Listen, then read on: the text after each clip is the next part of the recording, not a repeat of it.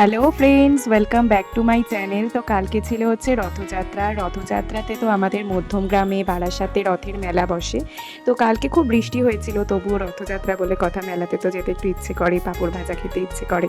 তো আমরা চলে গেছিলাম টোটো করে বারাসাত রথতলার মেলাতে।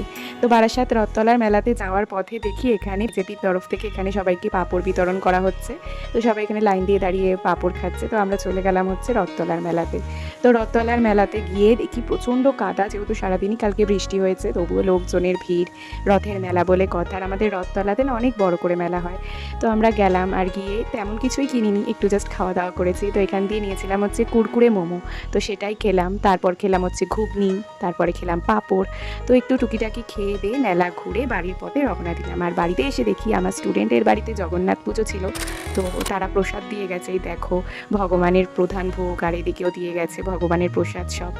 তো দিনটা সব মিলিয়ে খুবই ভালো কাটলো। তো ভিডিওটা এইটুকু অবধি। যদি তোমাদের আমার ভিডিওটা ভালো লেগে থাকে, প্লিজ একটা লাইক করে দিও। By friends.